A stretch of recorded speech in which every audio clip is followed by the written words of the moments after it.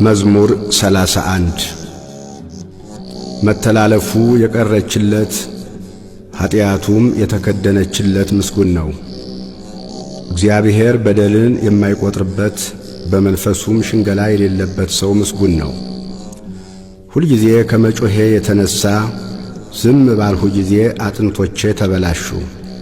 በቀንና በሌሊት እጅህ ከብዳብኛለችና እርጥበቴም ለበጋ ትኩሳት ተለወጠ። ኃጢአቴን ለአንተ አስታወቅሁ፣ በደሌንም አልሸፈንኩም። ለእግዚአብሔር መተላለፌን እነግራለሁ አልሁ፣ አንተም የልቤን ኃጢአት ተውህልኝ። ስለዚህ ቅዱስ ሁሉ በምቹ ጊዜ ወደ አንተ ይለምናል፣ ብዙ የጥፋት ውሃም ወደ እርሱ አይቀርብም። አንተ ለእኔ መሸሸጊያዬ ነህ፣ ከጣርም ትጠብቀኛለህ። ከከበቡኝ ታድነኝ ዘንድ ደስታዬ ነህ።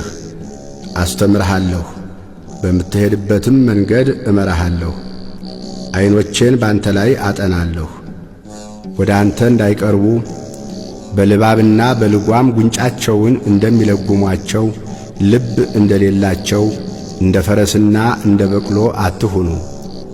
በኀጢአተኛ ብዙ መቅሰፍት አለበት፣ በእግዚአብሔር የሚታመነውን ግን ምሕረት ይከበዋል። ጻድቃን ሆይ በእግዚአብሔር ደስ ይበላችሁ፣ ሐሴትም አድርጉ።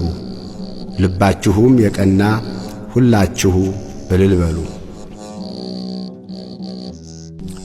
ለአብ ለወልድ ለመንፈስ ቅዱስ ክብር ምስጋና ይሁን፣ ዛሬም ዘወትርም ለዘላለሙ አሜን።